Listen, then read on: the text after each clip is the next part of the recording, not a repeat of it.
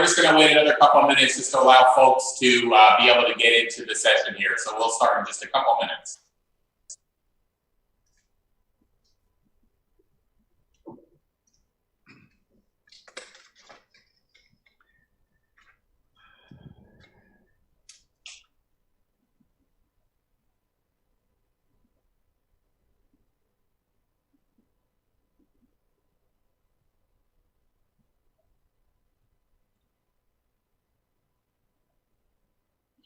Okay, I think we'll get started, and then anybody that joins in, I'll let them in at any time that they join in.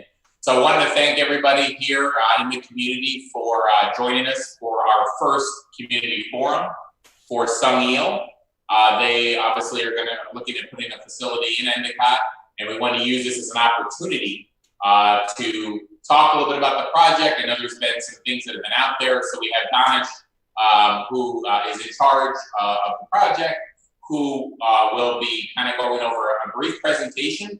In addition, we also receive questions from the community, so we will be going through that as well. On this particular session, there isn't going to be any dialogue, but we will be having dialogue down the road. The reason why we're not doing dialogue in this one is just to be able to get through the questions, and then we will be setting up subsequent meetings and forums and things like that so that we can discuss that in more detail. So my name is Stephen Donnelly. I work with Sungeel.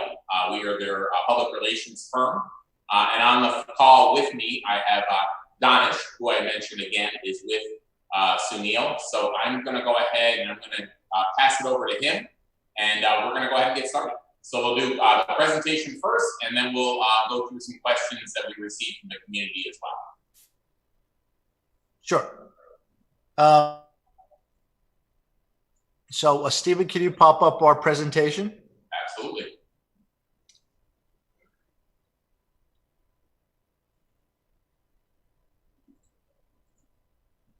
You want to check? Sure.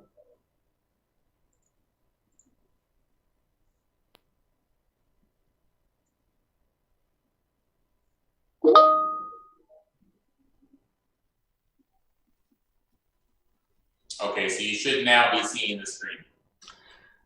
Yeah, hello everyone. I think we've given some more detailed presentations earlier.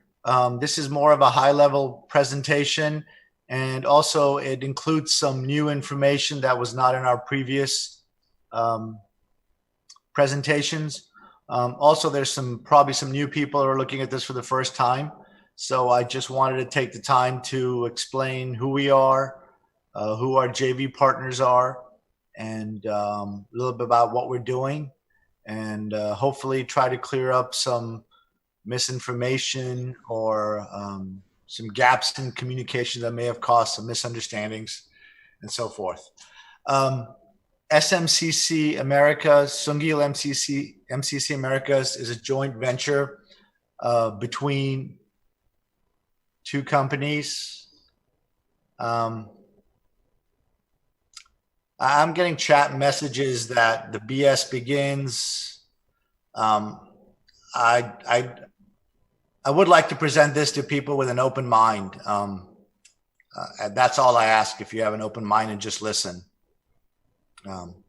Sorry, Stephen. I'm just seeing chats at the bottom. It's okay. Yeah. No problem. Yeah. So basically, Sungeel High Tech. They're based in Gunsan, South Korea. They established in 2000. They are the largest lithium-ion battery recycler in the world. They have over 300 people and operations worldwide. They have operations that are beginning in India. They already have operations in Malaysia, Hungary, and China. MCC is based in White Plains, New York. We were established in 2001. We were trading materials that are recyclable materials and byproducts since way before it was fashionable. And so basically we have the experts in lithium-ion battery recycling, and we have the experts in trading of recyclable materials coming together to form this company and bring lithium-ion battery recycling to the United States. You can go to the next slide, Steve.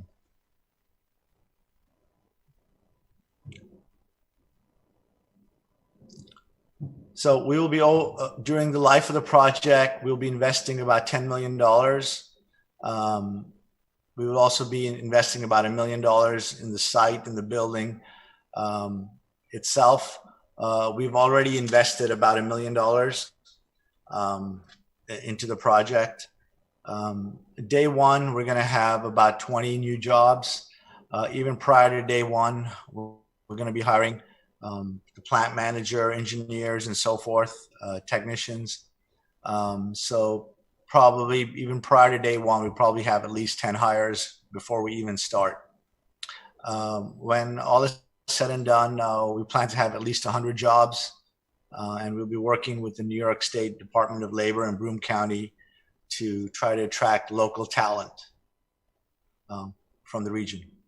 You can go to the next slide, Steve.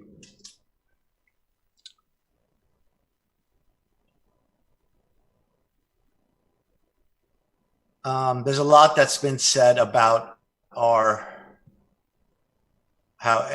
the process was rushed, and in the cover of the night, it was slipped through the whole process.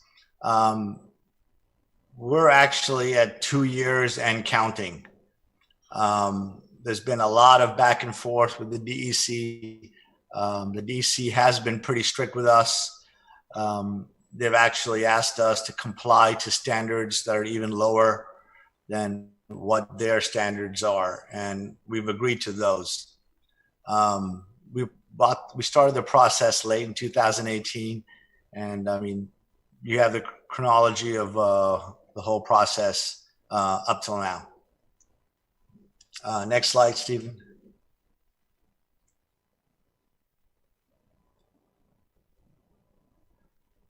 Okay, I want to just briefly go over our process flow. We require 2 buildings as per regulations. One is a storage building and one is a recycling building.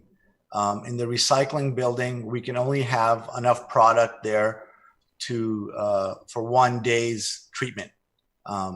So the materials come into the storage building. The first thing that happens is they're checked to make sure they meet all the safety standards. There's actually a check sheet that goes to the shipper even before they ship to us to make sure they can be shipped to us. It goes through a discharging process if necessary. If not, it gets stored there. When they come into the recycling building, they're dismantled, the casings are removed, the packs are separated, the plastic, the electronic chips, and the wiring is all removed to get to the battery pouches. The battery pouches go through a heat treatment process. This is a 2-phase process. The first process is they're heated in our kiln, where they're dried to about 600 degrees Celsius. The batteries are then go off to the shredding process after being treated. The purpose of the heat treatment is to get the batteries brittle so they can break easy and can be crushed and shredded, grinded, and milled. The off gases, they go to an afterburner where the gases are cleaned, and it goes through a dust collector and a wet scrubber. Then the emissions go through the stack. The deleterious elements are all handled in the afterburner and the wet scrubber, which we'll get into details with in some of the questions that you guys have asked.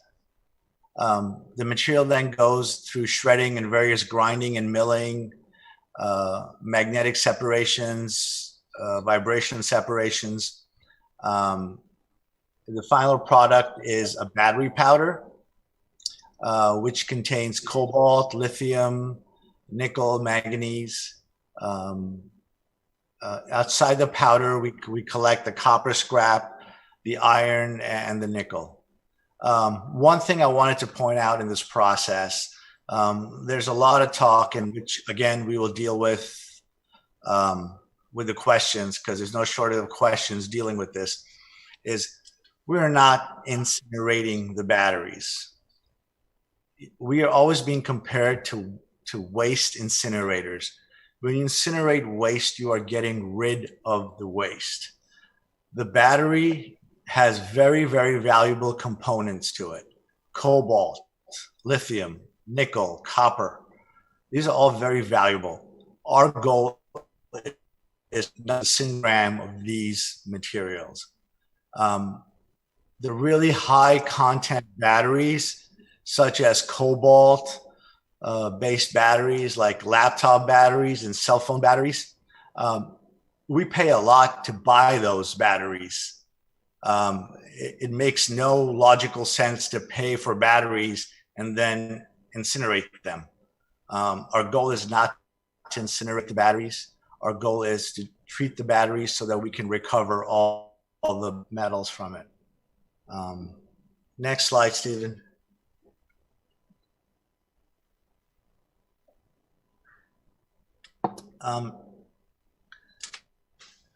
This was a topic that's been brought up recently, I think in May sometime. PFASs and their content in lithium-ion batteries. The PFAS content in batteries is extremely low, and in some cases non-existent. When we talk about lithium-ion batteries, let's keep in mind that there are a lot of different types of lithium-ion batteries, and a lot of different chemistries. What we are doing is we're treating cobalt and nickel-based lithium-ion batteries. Those are the ones that have inherent value in them to make recycling a viable business. There have been quantities of PFASs that have been known to be used in some of the electrolytes and the electrolyte binders and small components. They make up a tiny fraction. They make up a tiny fraction of the batteries. Nevertheless, they are contained in very small quantities, and it's important to understand how PFASs are destroyed in our process and how they're generally destroyed, right? A little bit about PFASs also. I'm sure you guys all know that PFASs are in our everyday life. If you cook anything, they're on a non-stick surface. If you have any metal that's been plated, chances they are in the plating coating. They're also in some fabrics. If you've ever taken home a burger from McDonald's or a pizza in a pizza box, that box is probably lined with PFASs. So, Stephen, you can go to the next slide, please.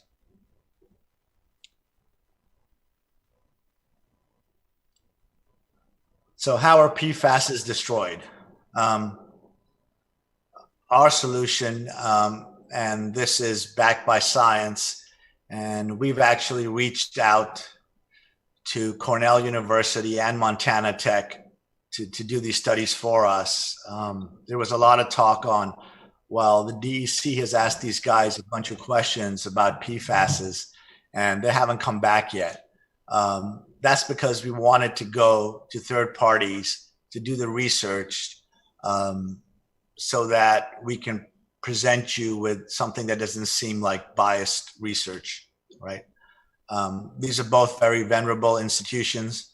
Cornell is known worldwide for its work on lithium-ion batteries. Montana Tech is probably one of the best metallurgical universities in the country, if not the world. The EPA doesn't have much information on PFASs. They're currently still studying them. But the one technical brief that they have come up with is that the PFASs can be destroyed at 1,000 degrees with the gas having a residence time of about 2 seconds in the afterburner.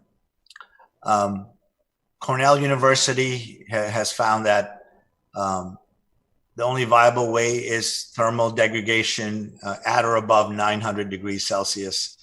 And that's the same findings as Montana Tech.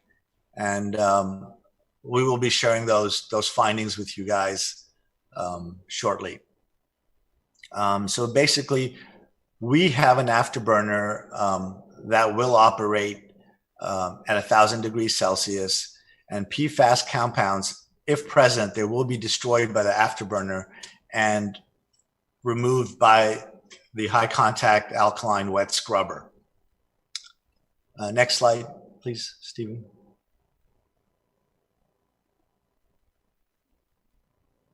Now, there's been a lot of talk about the pollution and the emissions that we will be generating. And I always say our emissions are low, but we kind of wanted to articulate how low our emissions are. Dioxin, for example, we are 25 times below the New York State DEC limit. 25 times below. When I say low, that's pretty low if you're 25 times below the levels, right? People just generally talk in terms, oh, their emissions will be high, they'll be low, they'll be this, they'll be that. But if you look at the data, which we're trying to get people to do, is to look at the data and understand the data, right? You will see our emissions are indeed very, very low. Fluorine, for example, we are 100 times below the New York State DEC limits. And we've also agreed to have limits that are lower than the DEC, and we will comply with them. There's been a lot of talk about our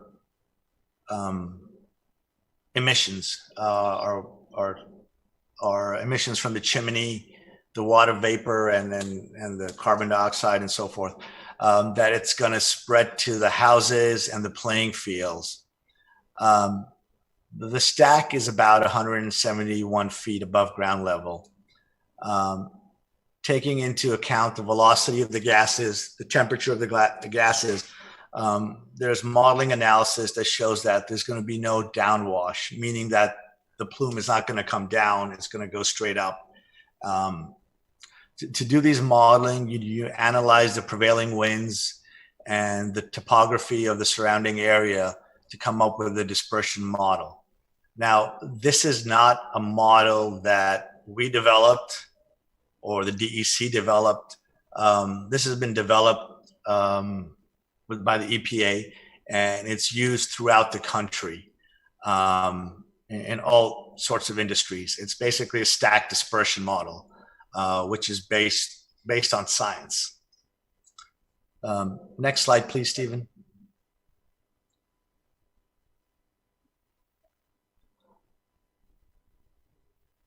So that presentation was kind of focused on the major new points that have come up, and you guys submitted a bunch of questions that we will go through one by one. Yep. So I'm going to take the lead here. What we're going to do is I'm going to go through a series of questions here that have been submitted by you in the community. And then at the appropriate time, Donna, if you could please answer these, we would certainly appreciate it. So these questions were all submitted directly through and from the community and from the public, all different types of questions, and we want to make sure we kind of go through these. So one of the questions, and the first one that we'll ask is, youngsters' ball fields within sight of the proposed plan. Exactly what measures will be taken to prevent pollution, contamination, and to protect children and their future? Yeah, so firstly, the gases coming off our process are not hazardous. As I discussed previously, the dispersion models show that the plume actually moves away from the playing field, the opposite direction. And like I said, this dispersion model was based on the velocity of the gases, the temperature, the height, the topography of the area. So there's no risk of the plume going towards the playing fields. Okay. Thank you, Danish. Question number 2. Mayor Linda Jackson has repeatedly said that Sungeel will not be using an incineration process. Can you explain your process to prove that no incineration is being used to process the lithium-ion batteries? Yeah, this is very critical because for some reason it's stuck in people's head that we're incinerating batteries. The batteries are far too valuable for us to incinerate. They are not garbage. They are vital resources that we need to extract the metals from. We keep being compared to waste incineration. We are not destroying the batteries. We're trying to recover as much as possible from the batteries. Depending on which criteria you use, between 92 to 99% of the battery is recycled. In a waste incinerator, they just destroy whatever comes in. They don't know what comes in. It's just garbage that comes in. They don't know the components of it, and they just burn it. We know what we're getting. We know what types of batteries we're getting. We know the chemistries. We have a control process, and our process is a recovery process. Great. Thank you, Danish. The next question, because the proposed facility is co-located in a residential neighborhood, what facilities, processes, and procedures will be implemented to guarantee 0% pollutant emissions? Okay, right off the bat, there is no such thing as zero pollution emissions. You turn on your car, you're polluting something. There is no zero pollution. Whatever human activity we do, it leaves some sort of footprint. The goal is to try to get as close to zero as you can.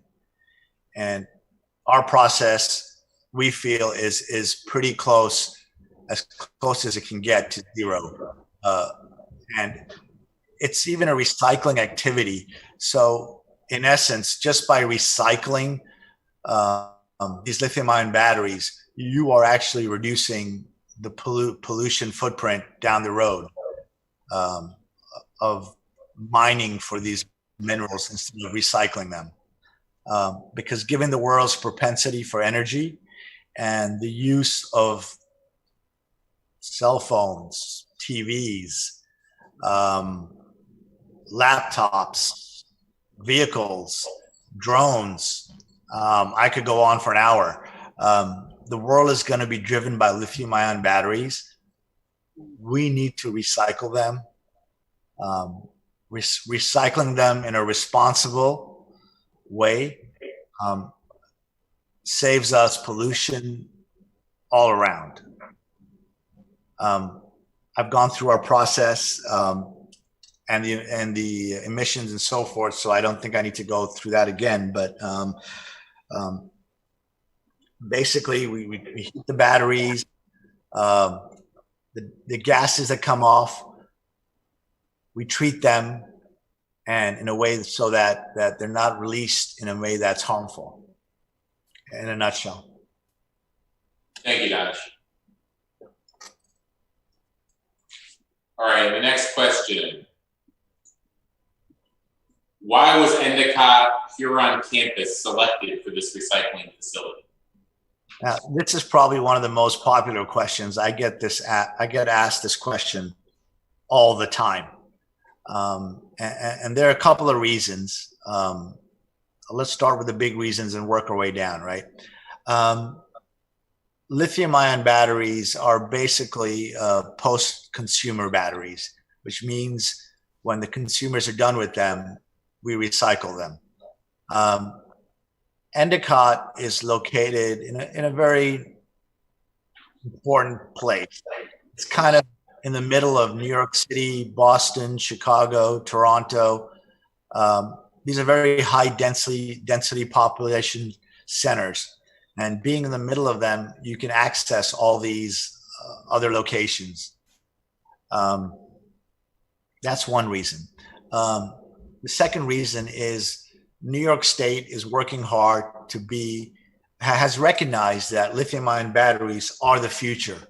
And they've been working very hard to develop a center for excellence for manufacturing, recycling, using batteries for energy storage in the southern tier of New York. And working with them, they told us this is the place to come to. Endicott is smack in the middle of that. Why Endicott? The actual building itself is a pretty remarkable building. The walls are, I don't know how many feet, I forget, but they're basically reinforced concrete walls that are like 4 or 5 times thicker than normal walls. That building has so many bells and whistles as far as safety. It's probably one of the most robust non-military buildings in the Western Hemisphere. So as far as safety goes, I mentioned we are 100 times below our emissions for fluorine. Well, this building is probably 100 times overkill for what we need. But if we can get that overkill to give us a peace of mind, that's something we strive for. It would have been much cheaper for us to just get an empty shell building and work from there. But we made the conscious decision to use this building, which is a lot costlier than an empty shell building would, just because we wanted to get double, triple, 100 times safer than what a normal shell building would be. Great, thank you, Dr. Next question, nanoparticles, excuse me, nanoparticles are as bad as asbestos. Why don't you put your plant 3 miles away like in South Korea instead of smack dab in the middle of high residential areas? Okay, first of all, nanoparticles is not a type of particle, it's a size of a particle. A nanoparticle is just a small particle. When I'm talking right now, I'm emitting nanoparticles from my mouth. Nanoparticles are everywhere. So I'm not sure I understand the comment that nanoparticles are as bad as asbestos. Asbestos is bad because it's fibrous and clings onto your lungs. So I'm not sure what the analogy between nanoparticles and asbestos is. I can just say that nanoparticles are not good or bad. They're just small size particles, and nobody knows enough of them to determine if they're good or bad, or which ones are good and which ones are bad. They're just very small particles that are emitted daily in our daily activity in everything we do. As far as why don't you put your plant 3 miles away from in South Korea instead of smack dab in the middle of a high residential area. The Korean plant wasn't put where it was put because of nanoparticles. It was put there because of having incentives in an industrial zone. The standards that they're held to are very high.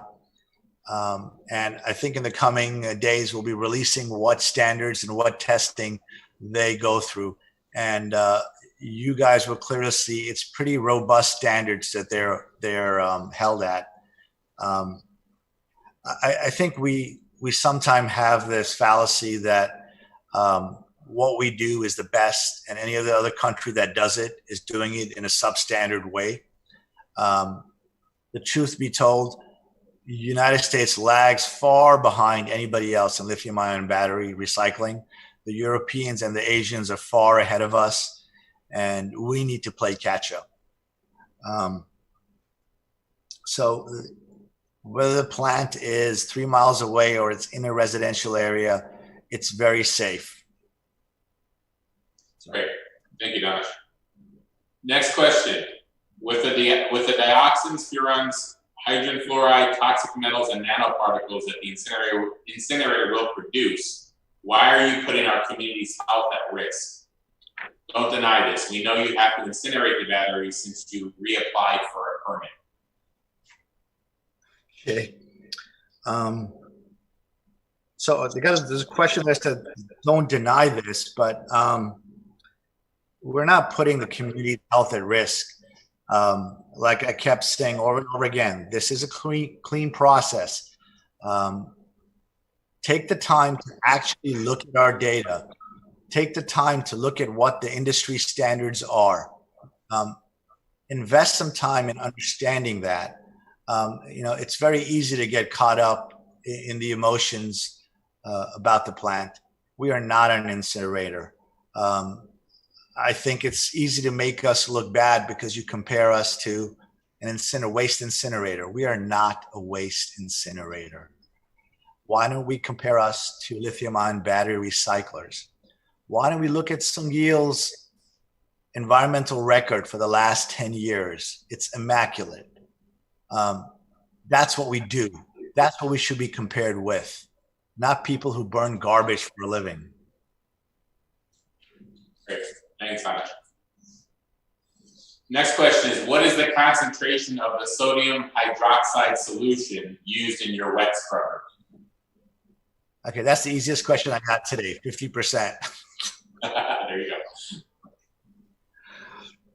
Next question. My understanding is that the facility will accept lithium-ion batteries from all of North America and South America.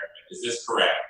If so, with the growing use of batteries for electric vehicles and electronic equipment, what is the rationale for exposing one small village already impacted by toxins to produce recycling emissions sourced from two contaminants?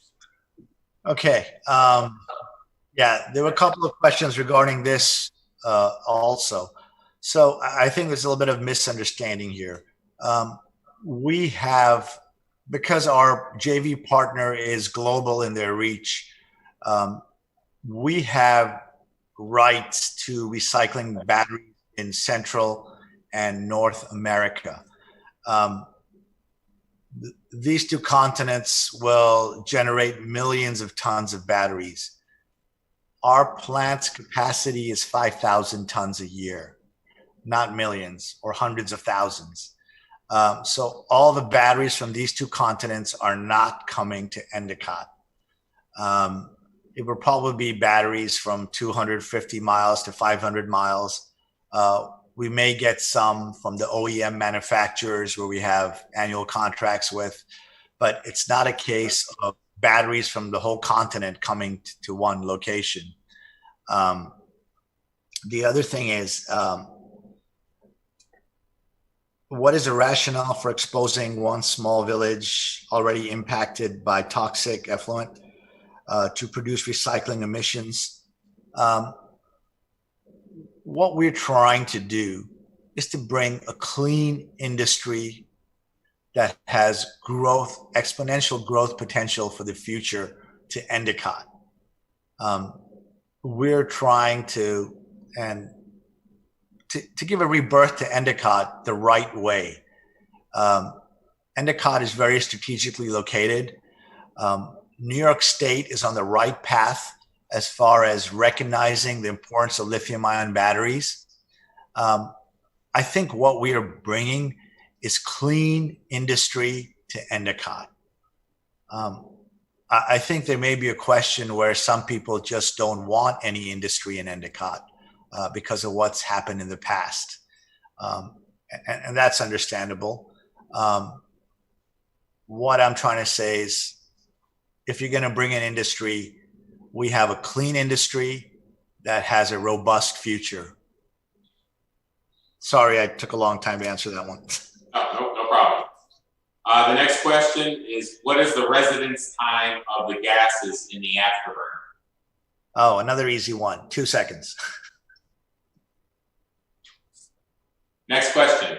In a May 21, 2020 news article, you stated, we will agree to test for PFAS content in our scrubber, water, battery, powder, air emissions, baghouse dust after the facility becomes operational.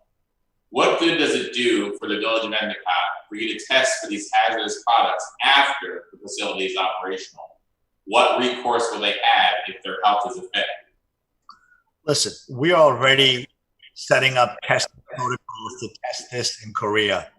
For some of them, not for all of them. The United States itself doesn't have any testing standards. So the EPA is working on developing testing standards.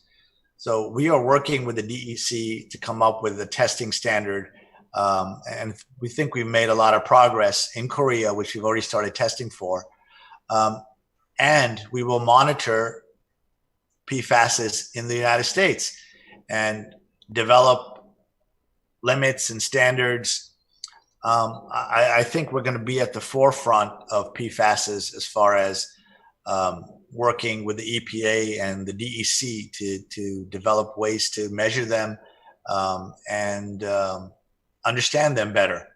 The fact that there's no standards and there's no, to some degree, no agreed upon way to even measure them shows what little work has been done. So as far as our industry, we're going to do our part to understand these PFASs better and to help the DEC and the EPA control them. Thank you. The next question was, this community has suffered greatly from prior companies irresponsibly handling toxic chemicals. What guarantees or safeguards do you have to prevent the dispersal of carcinogens? Okay. Again, I'm going to answer this kind of twofold, right? We have a long list of safety protocols and procedures, even before the battery actually leaves our supplier. Throughout the way, there's different checks and balances, to make sure that we get the batteries that we can treat, and to make sure the batteries that we get are safe. Then when the batteries are at our plant, we have state-of-the-art safety mechanisms that are not being used anywhere else, as far as I know. I believe Apple is one companies that uses them, where we're going to have thermal sensors. So if we see a temperature rise in any part of the building, it's going to alert a warning system. And after a couple of warning systems, one or two, if the temperature reaches a certain degree, sprinklers get activated automatically. That's just an example of the safety protocols we have. The building in Endicott itself is a very robust building. Anything that happens in that building, as far as lithium-ion battery recycling, will stay in that building. As far as, forgot the rest of your question. It was, what guarantees or safeguards do you have to prevent the dispersal of carcinogens? Yeah, so there are, in the list of the batteries that we have, the list of the elements, there are no carcinogens in the mixture of the batteries itself. When they get created in when they get created in the roasting, they get taken care of in the afterburner in the wet scrubber. So. Next question is, please explain the mechanics lien and the two lawsuits with M. Cristo, one in Broome County and one in Rensselaer County. Is Sungeel financially insolvent and unable to pay the $550,000 still owed? Okay, it's great when people spend some time on the internet and try to pull information together to figure out what's happening. First of all, there's one lawsuit. It's filed in 2 jurisdictions. We don't owe $550,000 to anybody. This was a commercial agreement entered with Cristo to empty out the buildings, to clear out equipment that we did not need. They did not fulfill their part of the agreement, so we kicked them out of the building, and their frivolous lawsuit is a result of that. Great. Next question.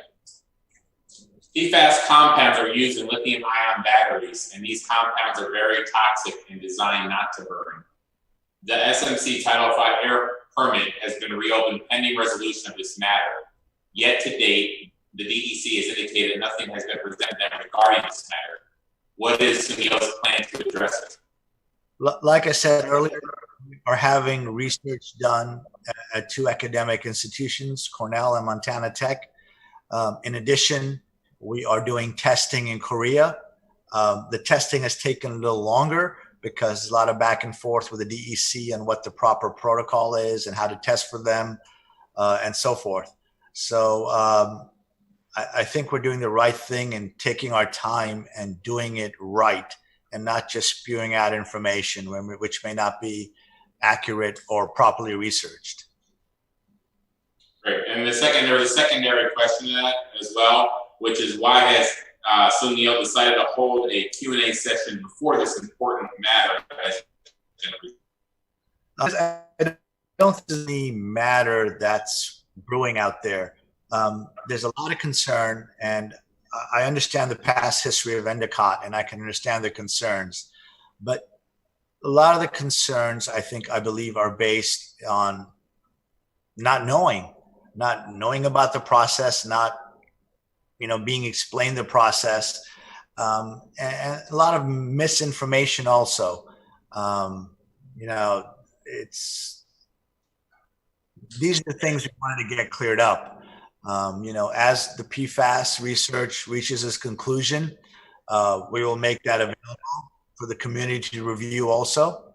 But we felt it's important, as part of our transparency, to reach out to you guys and try to educate you on what are the facts of the project. What are the emission levels? What are the safety protocols? What we are about. And that's why we reached out at this time. How often would Sungeel test for PFAS to ensure that emissions are PFAS free? So we are right now working with the DEC to see what the frequency of those tests should be, and working with them to commit to certain tests for the products that we mentioned in our press release. In Korea, these emission levels have proven to be well under their limits, and we're very confident that the same will hold true for here. Has Sungeel determined the breakdown products of the PFAS to determine their nature and toxicity, and whether they can be destroyed using high temperature? So I think a lot of the research has been determined that thermal degradation is the only way to break down PFASs. And that is exactly what our afterburner will do. There has been very low levels of fluorine emissions at the Sungeel plant, which means that their intake of PFASs are very, very limited. Thank you. The next question is, I know and support the importance of having this plan, but do not understand the need to place it directly in the middle of a residential community next to a playground. Why not place it somewhere safer away from a residential area? Once again, we do not feel, or the data does not show, that this is a dangerous plant. It's a very clean plant, way below the DEC's emission levels. Once again, the building itself had a big role in where we wanted to put the plant. Thank you. Which of your air pollution devices will remove fluorinated byproducts, which are volatile and insoluble in water? Specifically, one of the potential byproducts of burning fluorinated compounds is CF4. This requires a temperature of at least 1,440 degrees Celsius for destruction. If it passes through the afterburner without destruction, how will it be captured? So let me give you a pretty simple explanation, because this can get pretty technical. So most of the fluorine compounds, the PFASs, will be destroyed at 1,000 degrees Celsius. CF4 is destroyed at a much higher temperature, at around 1,400 plus Celsius. But for CF4 to form, you need very, very controlled conditions with pure gases and so forth. Our furnace will not be a host to those perfect conditions to create CF4. So that is the layman's explanation. Thank you. The next question is, you state you'll be using hydro process. All processes I have referenced include a smelter, which releases emissions into the air and pose a higher risk to exposure of toxic pollutants. With that being said, what exactly is the draw to this specific location?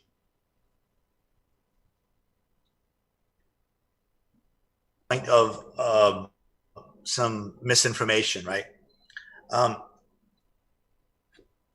Our process in Endicott is only part of the complete hydro process.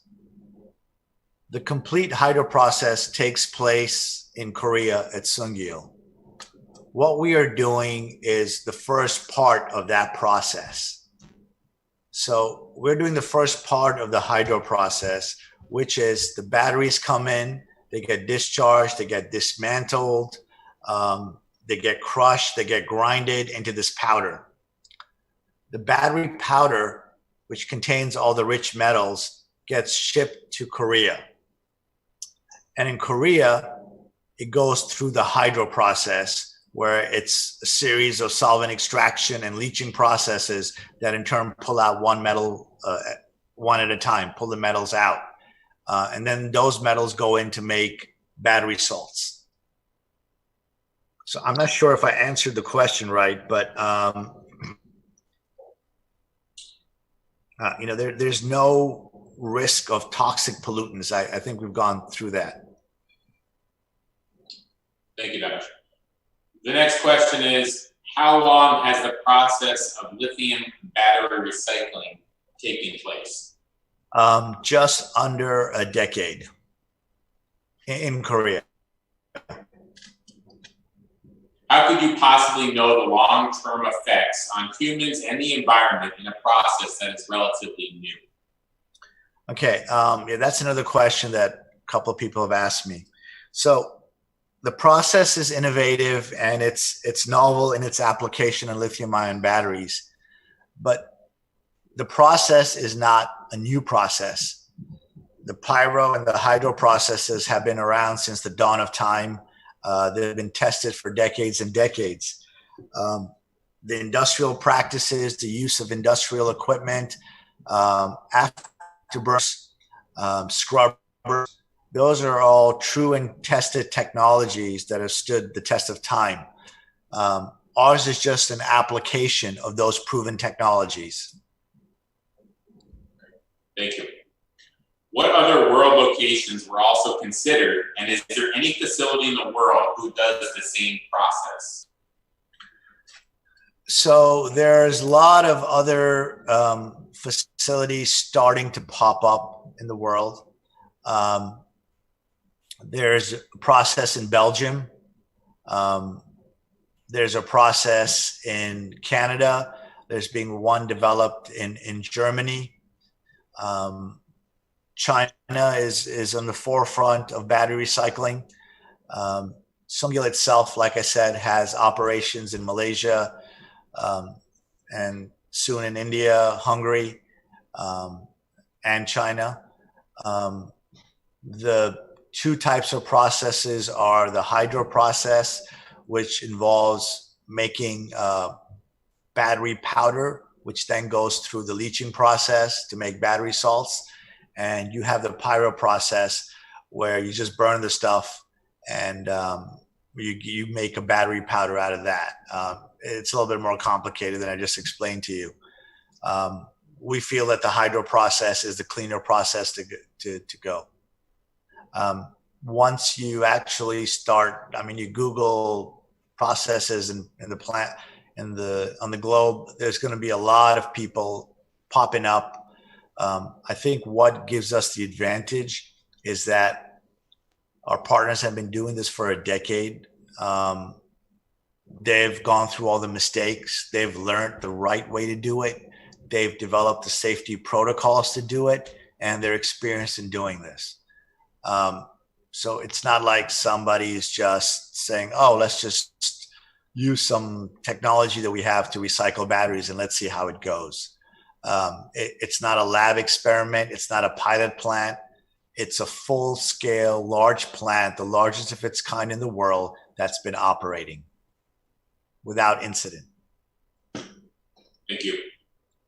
The next question is, what will you do with the effluent from your wet scrubber, which will contain sodium fluoride?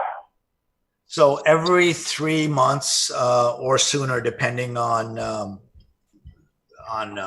what's in there, it's going to be purged in a secure manner, and we're going to send it off-site to a water treatment plant.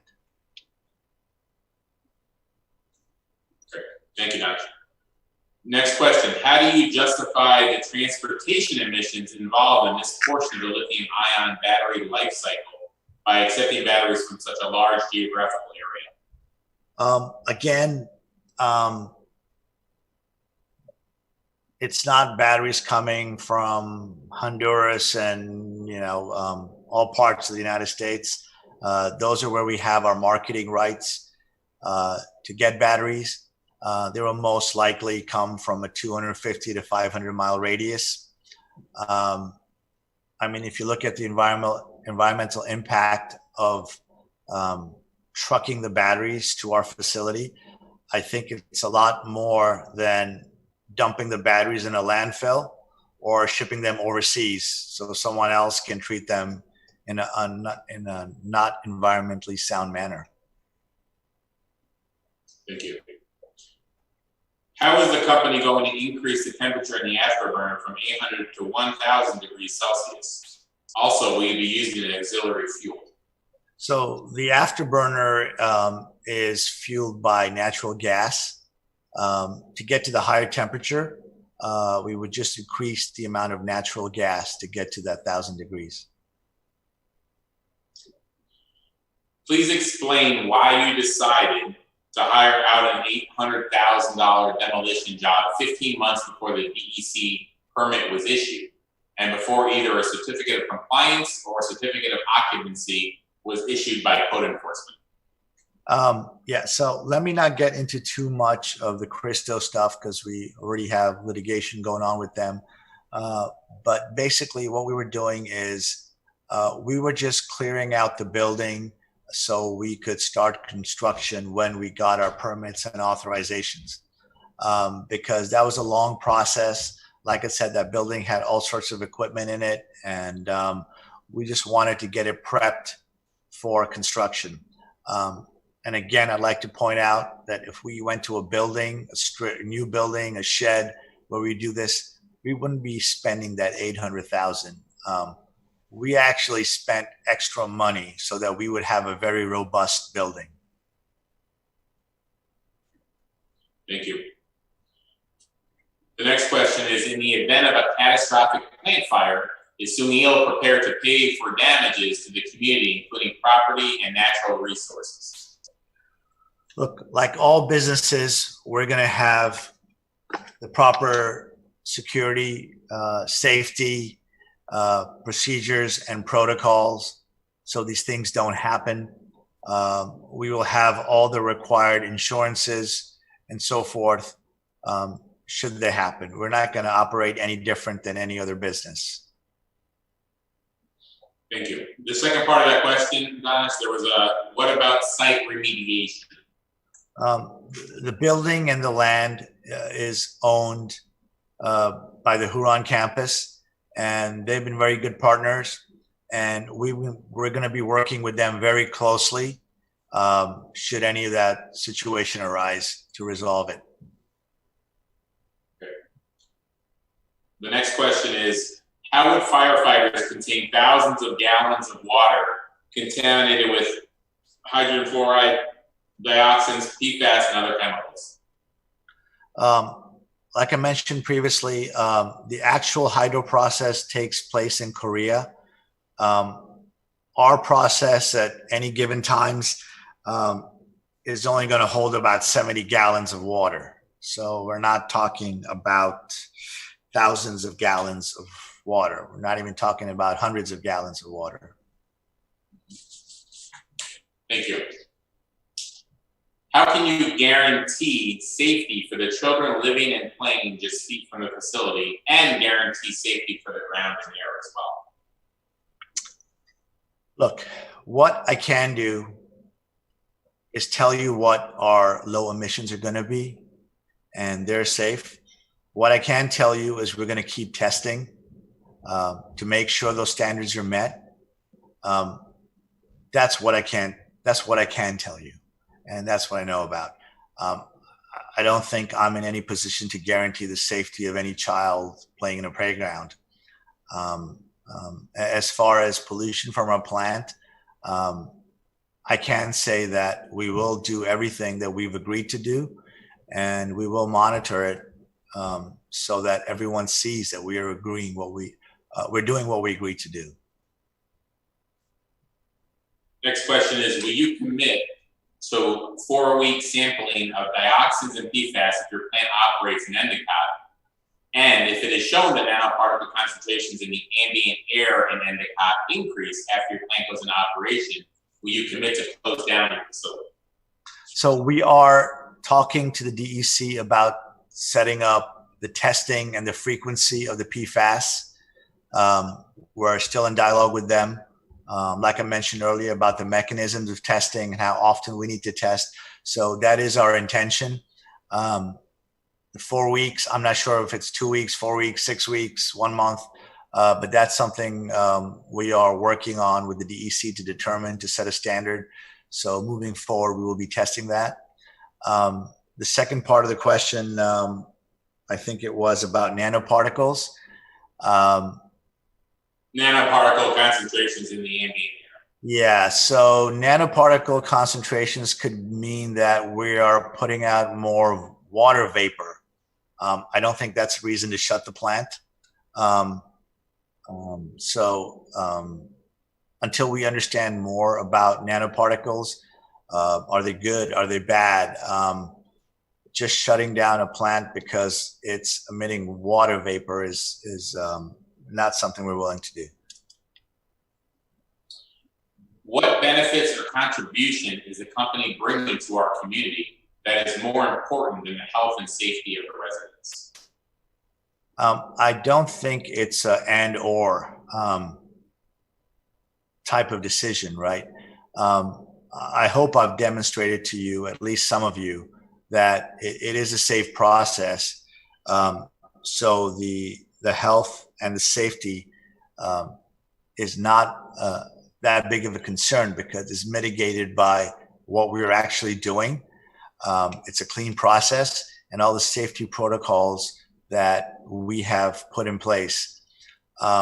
What I can say we hope to bring to the community is a brighter future, more jobs, people wanting to move into Endicott,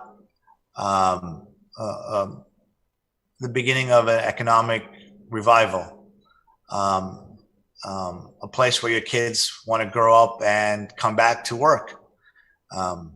That's what we hope to bring. I'd like, next question. I'd like to know specifically the sites of other recycling plants / incinerators in operation around the world currently. Do these plants sit in a residential community with homes and athletic fields as their next door neighbor? If so, what is the impact on property value for those homeowners? I know I would never consider purchasing a home next to a smokestack, and have gotten the same reply from others. So I'm not an expert on home values, but I do know that the properties are not next to an incinerator. They are next to one of the cleanest lithium-ion battery recycling facilities. One that will be bringing a lot of jobs, and one we hope that will economically revive the area. It's not only us. There are battery manufacturers. There are a lot of energy storage batteries. So Endicott being in the forefront of that industry, I think will raise the general economic welfare of the whole community. And I think that can only result in better home values. If you're in a town that's growing with a lot of jobs, with a bright future, I believe that can only have a positive impact on home values. Thank you. So that is the last question on our list that we have. We certainly would like to thank everybody from the public for attending. We will be hosting and holding, additional forums and communications with the community. And we look forward to being transparent, as Danish and the folks from Sungeel have said from the beginning. There's no secrets, there's nothing to hide. There are going to be extremely transparent throughout the process. And we definitely want to create an open dialogue, both from Sungeel as well as with the community. So with that said, Danish, I'd like to thank you for answering the questions from the community. For the folks in the community, we certainly would appreciate the time you spent tonight. And we look forward, please do stay tuned for additional communications that we will be putting forth going forward. So thank you so much. And that ends the session for today. Thank you, Stephen. Thank you.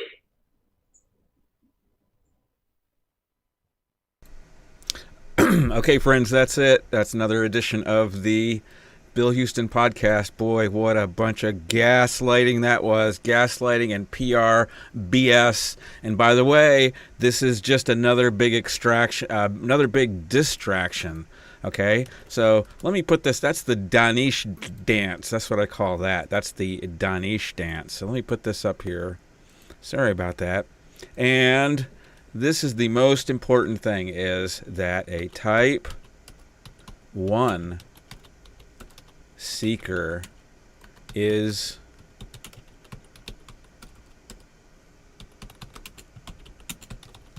required by law. Do you see that? A type 1 seeker is, let me get rid of the shades. Let me get rid of, first of all, this. Hold on. That's the one. And then I got to get rid of, the future is so bright. I got to wear shades. It's a bright future for Endicott. I love how he was talking about, like, the incinerator is going to be like a draw for tourism, you know? Holy, you know, and 10 jobs, or what did he say, 20 jobs, and the engineering jobs are going to be from probably Korean people. And, you know, so are they what's going to be the benefit for Endicott? I didn't really hear one. Did you? Leave a comment if you heard a benefit for this. So, but this is the most important thing, and this is why that whole, it's like, how many people are actually out there saying, I want more public relations from the applicant. I want to hear more gaslighting and more lies and more BS from the applicant. So, that's almost what I needed, right? So, I'm going to leave that one up there because that is related. So, I mean, how many people are saying that? I mean, I don't hear anybody. Nobody cares about what the applicant has to say. It's like, have a Zoom meeting where we silence the rabble and put everybody on mute. And sorry, we've disabled the chat because you're making fun of us. You're making fun of us whenever we lie to you. So, you know, we don't need that. We don't want it. We don't need it. And the only reason I recorded this is just in case we could catch you in, a lie, an outright lie, like saying this is not an incinerator over and over again. That's funny. EPA says it is. Regional Administrator Robert Buettner says it's a SISWI unit. That's a commercial and industrial solid waste incinerator unit. Thomas Elcher, a engineer with the regional permitting engineer with the New York State Department of Environmental Conservation, he says that this is an incinerator. He was the one that started the whole discussion, and I've showed you those emails. It's all up on the Dropbox, which just go to where's the Dropbox link? I think I have that already for you. There it is. So just go to, if you want to see all the documents, go right there to the Dropbox link, and that is tinyurl.com/Endicott battery incinerator. There you go. So go there, and you can read the Thomas Elter letter where he basically says, hey, this looks like an EPA SISWI unit to me, and the EPA agreed, but also agreed that it was exempt due to a technicality. So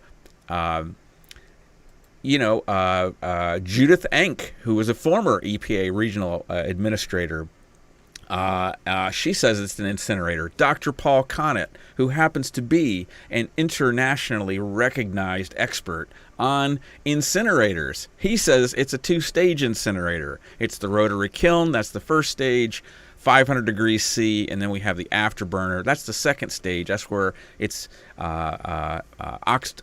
oxidation happens because oxygen is put into the stream, and so the afterburner is the second stage. So it's a two-stage incinerator. That's what it is. Just saying. So more BS and gaslighting and industrial public relations. I'm very happy they did read both of my questions, though. That was pretty good. They did read that. So, but this is the most important thing. A Type 1 seeker requires a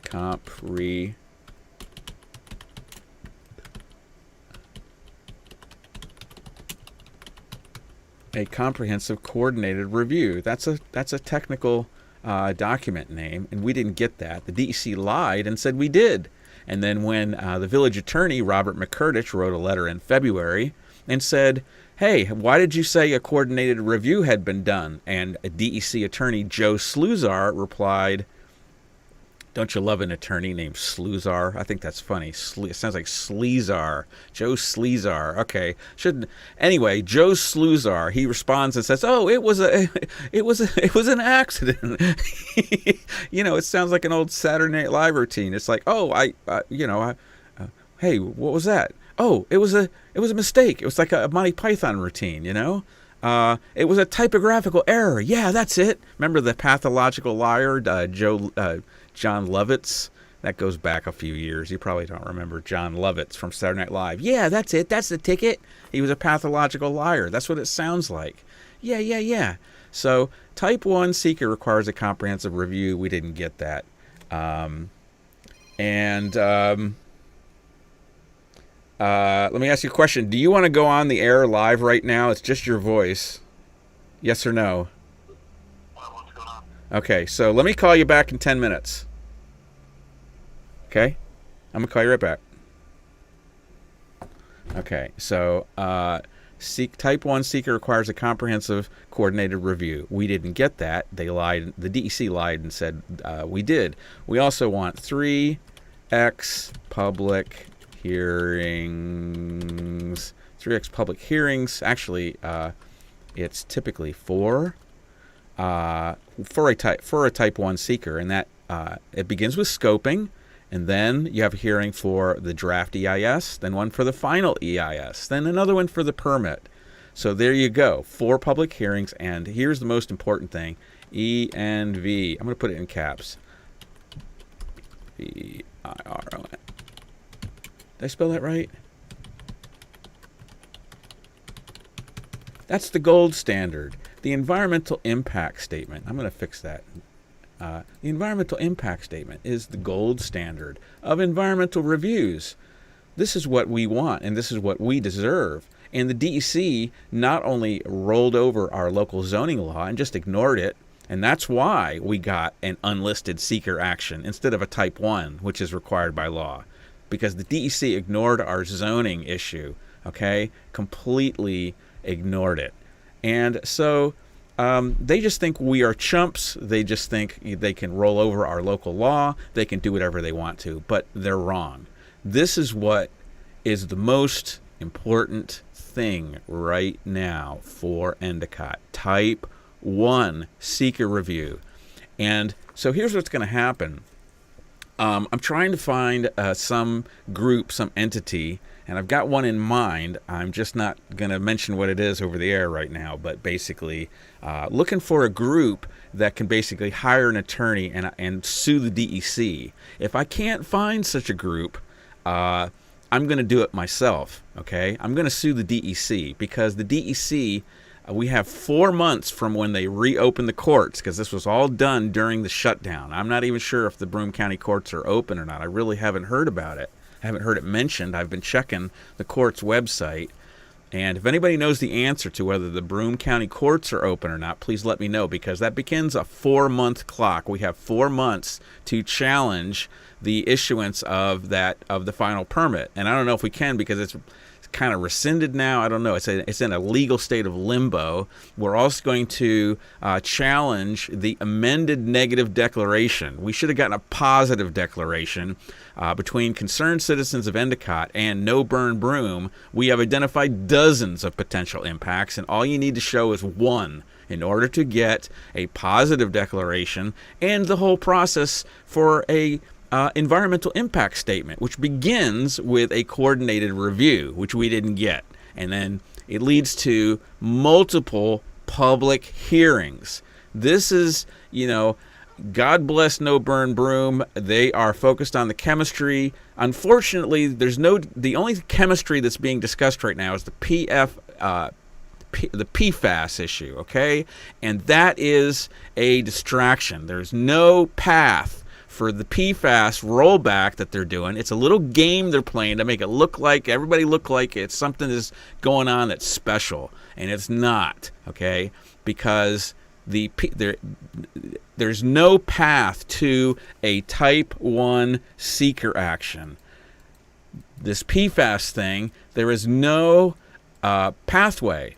There's no way that it leads to a type 1 seeker action, which is what is required by law because of the zoning change. You probably heard me say this before. I'm going to keep saying it until people get it. Call up Donna Lupardo and tell her about a type 1 seeker review. Call up Donna Lupardo and say that you want a coordinated review done on the facility, not the BS zoning change, okay? Tell her we want 4X. This got to be, I have to fix this so this is more clear. We want 4X and we want DEC public hearings, not some kind of applicant dog and pony show. We want proper DEC public hearings where they hire a stenographer and it's all recorded on the record. And we all meet together in a room. None of this Zoom BS, okay? We want in-person meetings. So that's another reason for this coronavirus BS, is because they want to prevent us from getting together and prevent us from having meetings so that they can, roll out their entire agenda, which is a complete restructuring of America. I'm not going to get into a whole discussion about what this is all about. And it's not a conspiracy theory. I'm just saying the 1%, the ultra rich, the billionaires, the Bill Gates and the Jeff Bezoses and the George Soroses, they are changing America. It's a combination. It's all of these things. It's mandatory vaccines. It's track and trace. It's ID 2020. It's curfews and lockdowns, and it's Joe Biden as the alternative, quote unquote alternative, right? This goofy, war criminal that's now got dementia, and he's a child groper, and he's the alternative to Trump. Okay, that makes sense. So, they are implementing this global change. It's a revolution. It's a 1% gilligeant. It's a gilligeant of the 1%. Okay, yellow vest. The 1% are taken over, and they are you got to pay attention to this, friend. Start looking if this sounds really odd or foreign to you, start looking for it, and you have to look for it. You have to look for alternative sources of information like Del Bigtree and like James Corbett, and there's a whole lot more. Once you just start with a couple, you start getting more names. You get another name, you get another name, okay? There's a massive revolution, a massive coup d'etat. It's a takeover by the 1% of the 1%. It's the ultra super billionaires that are changing America, and this is the kind of BS that they're trying to accomplish while we are all locked down in our homes. Is they want to install these battery incinerators in your town, and they don't want you to be able to sue the courts. They don't want you to be able to speak. That's why they mute the rabble. That's why they have the dog and pony shows in lieu of a public hearing. Okay, that's what we want. We want public hearings from the DEC, and they give us dog and pony shows. This whole thing today was a distraction. I just recorded it for the historical record. I'm really happy that you tuned in. I appreciate your time. Thank you so much for being here. Be sure to like this video, hit a thumbs up, subscribe to the Bill Huston podcast. There's my email address. There's my snail mail. Okay, friends, we'll see you next time. Over and out. Bye-bye.